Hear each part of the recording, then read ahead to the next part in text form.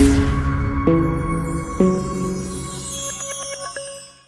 morning, Namaste, and welcome to this LAHS Gwalior talk show.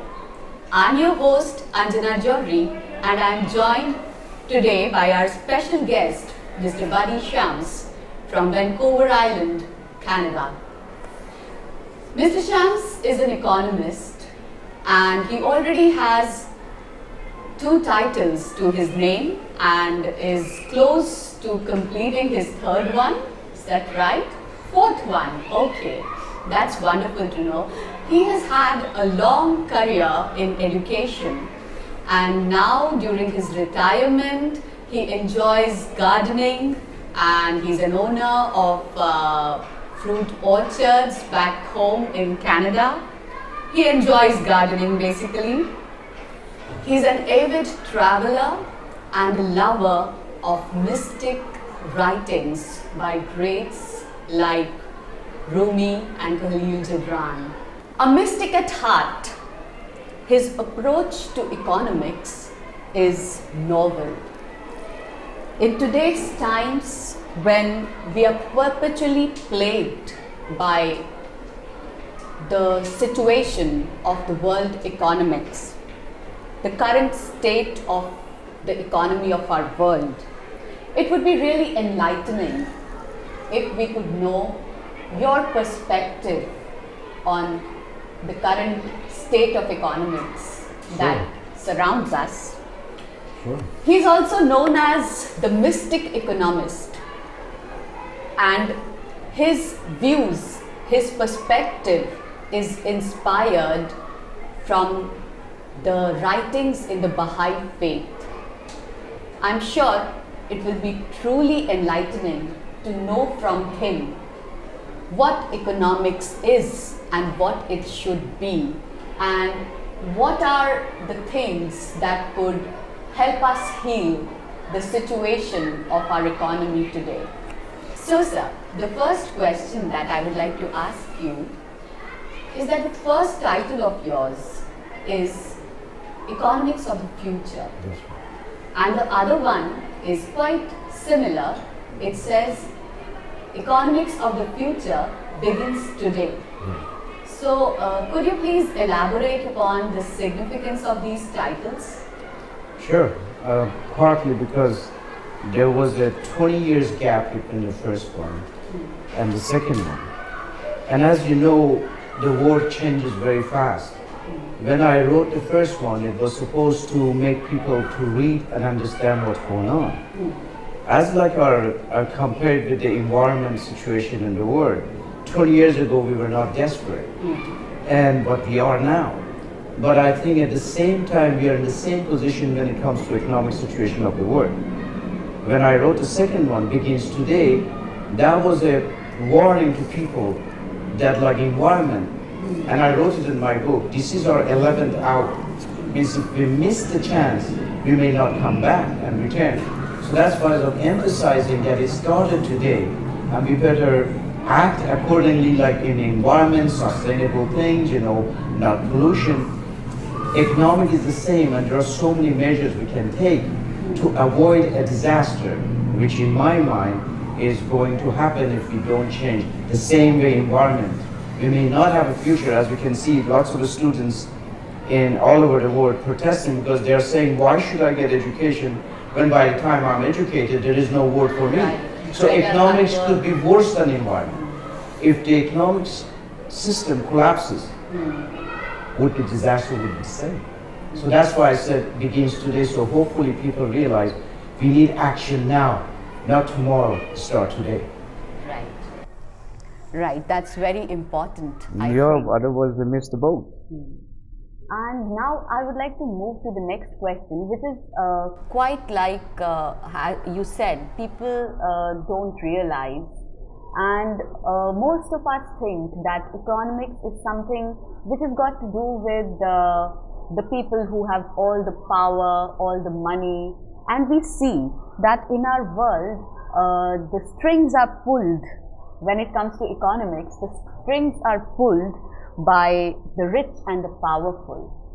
But while going through your book, I observed that you have dedicated your book That's right. to the poor and the underprivileged people in the world. So I would like to ask you, how is this important? Very important, because I don't want to go into details of economic system, but I can give you this much. Adam Smith in 18th century, the father of economic system, modern economic system, he wrote a book called The Wealth of Nations. He basically said the economic system is motivated by self-satisfaction. I want to buy Apple so that I satisfy myself.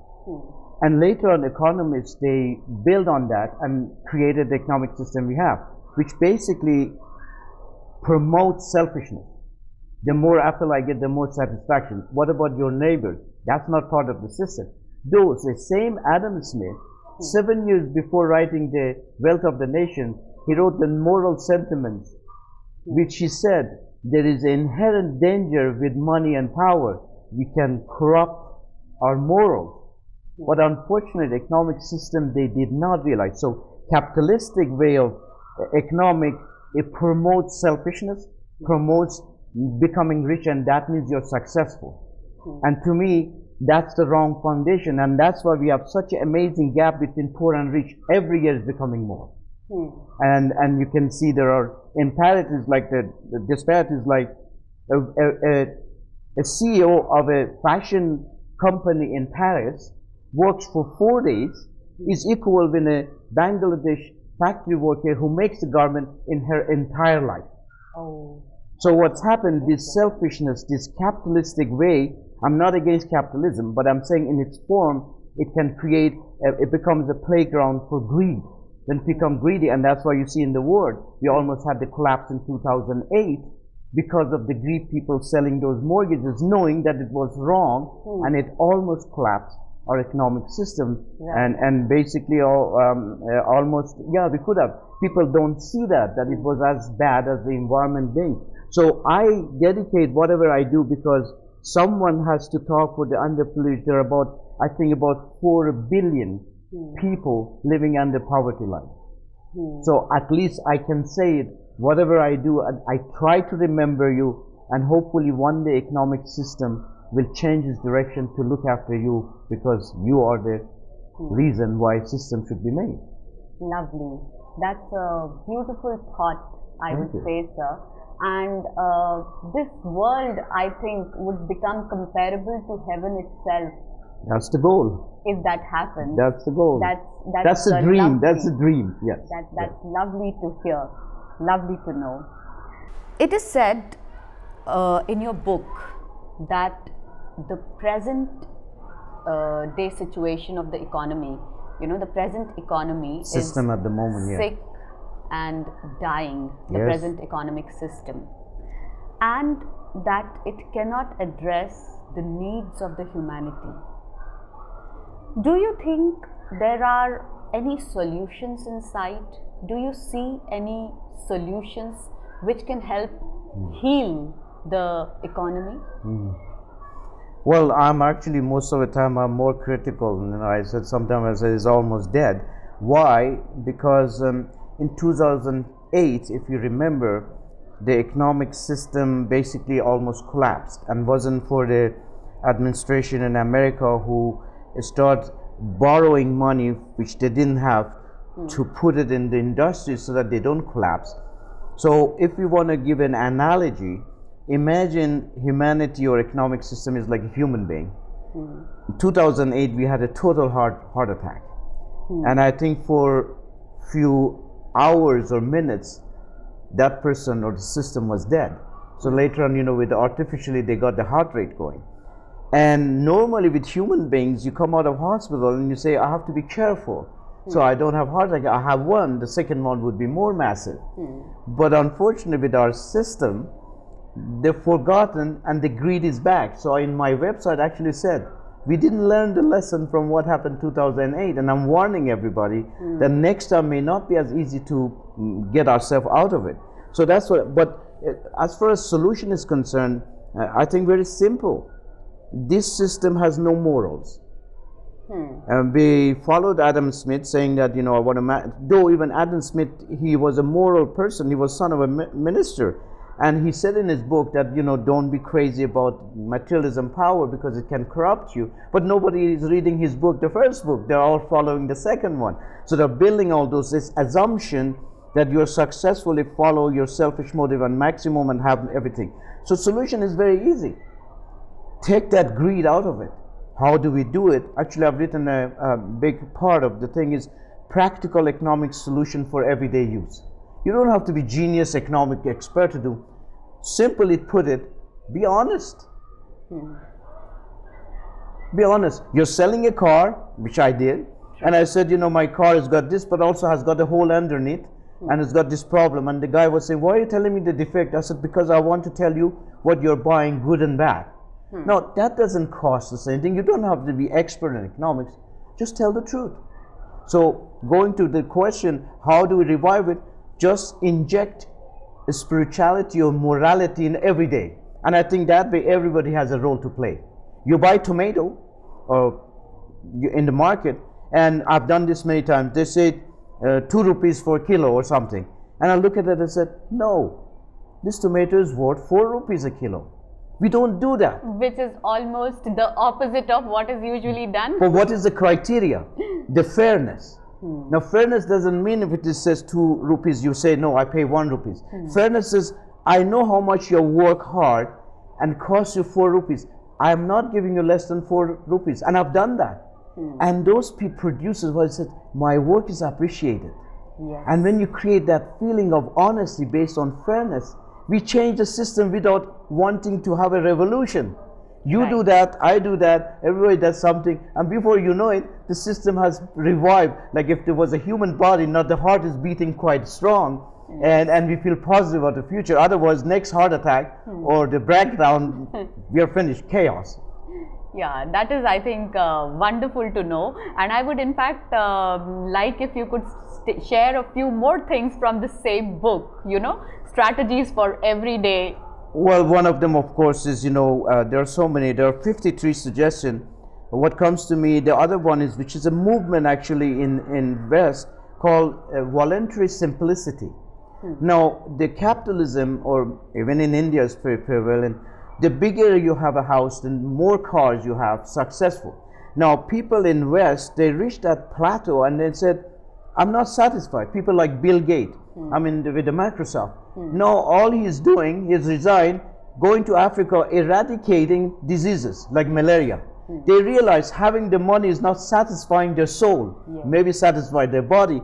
So they are not leaving anything for their children, and all the money goes for that. So you reach that way and you say, why should I have more? Why do I have 2, 3 cars? It's a headache.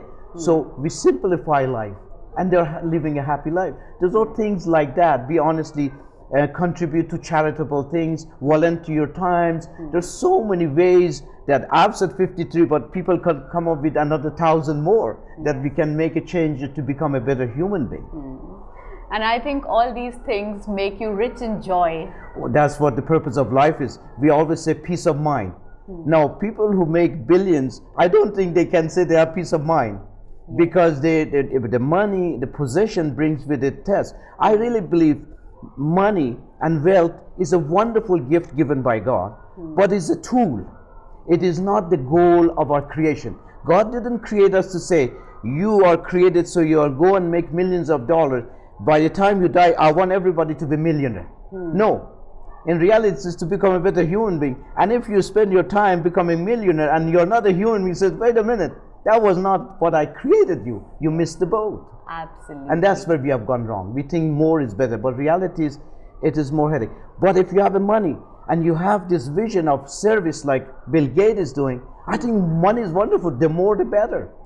Wonderful. Because you spend it on good I stuff. think these are words to live by when he says, money is important, but it is a tool, not the goal. I think they're really words to live by. Thank you. Moving on to the next question. Very often, common people like us, we feel that economics is complicated and not everyone's cup of tea. What is your take on this? Well, the answer is yes and no. It's simple. Okay. Because, and this was a struggle I had with this book when I wrote. I wanted that people, whether they know about economics or they are PhD or expert, they understand it. So, and it's very challenging because economics is a technical thing. And I was just talking with one of your students, and I said, I wish that you become an economist. And she said, unfortunately, my math is not enough to get to the college, which is sad actually, because, you know, so it is complicated when it comes into the system and calculation of trends and all. But it's yet simple when it comes to action. Your economic action, when you go shopping, you don't have a degree in economics to do shopping. Yeah. But you're involved in economic activity, which is the foundation of the economic system. Without economic activities, you don't have a system. If you don't buy tomatoes, you don't buy a house, you don't buy a car, there is no system because there's money is not exchanging. So when it comes to action, simple. Then you can introduce your morals or human values into it. And so in that way, you don't need a degree. Okay, I'm going to do this. I live a simple life, you know, I work. Or in interview, that another example you were asking, people go in interview, they put the best impression they can put. But in reality, they're phony. They are not presenting their real. What if we just decide, we go to interview and say, I have these good qualities, but also I have these defects? Because people who interview, they are not stupid. Yes. They know, so why are you hiding it? So when it goes to action, I think it's very simple. Just try to be a better human being. And that would be your compass to direct you to a right path without knowing economics. On those who want to make a system and run it, yes, they can use the computer. You don't even need the math because the computer softwares are doing it for you. Right. So it's yes and no. Oh, yes. But personally, no. I It's understand. simple. Yeah. I understand. Yeah. Well, I think we'll have a lot of young people watching us, this interview. Most of our students, we have a big number of students in our school who take up commerce and pursue economics as, you know, as a subject. They go on to do their higher studies in the subject. Do you have a message for them, our young budding economists? Oh, yes, I do. You know, I work in high school as a counselor. That was my passion, and that's what really work. And I really, everything I do is for the youth. And sometimes worry. Actually, I'm making a course called Economics 101, so that the young people, they can follow these things and have a successful thing. But what I can share here is, please remember that every human being has two aspects, the spiritual and physical. Now, when we discuss about our future, we are talking of the physical part and economic part. We forget about our human and the spiritual part. So if you're planning for your future, please remember you have a spiritual. So when you're planning for your economic success, please plan for your moral and human also success. So you become a rich in money and materialism, but also rich in humanity and values. So my suggestion would be, have a balanced life. Don't be one-dimensional, going after money at any cost. Sometimes I joke, I say some people can sell their mothers for a couple of rupees because they have no morals. But if you have that, then you could be always happy because money comes and goes. But if you're a good human being, you always have a balancing. So my suggestion to the young people is, be hardworking, but please set your goals in a realistic way, that it is towards your humanity and towards your financial success. That would be my request, not really giving you advice because I'm not that wise. That's so humble of you, sir. Oh, I don't think so. And I am absolutely grateful to you for joining us here today and sharing with us so many valuable things. Thank you. Yesterday, while I was going through the book and the podcast and things like that, I just came to know that your name, the word Shams, means a bright sun. That's right. And I think after speaking to you, you're actually like a bright sun, you know, who can enlighten the whole world with these brilliant thoughts of yours. I don't know, I call myself Ulta Admi. but it was absolutely enjoyable. Thank you for the talking opportunity. to you. Thank you so much for watching. In case you would be interested in knowing more about the economics of the future, here is the book Economics of the Future Begins Today. And to know more about this ideology, the style of economics, you could always visit www.badishams.net. Thank you.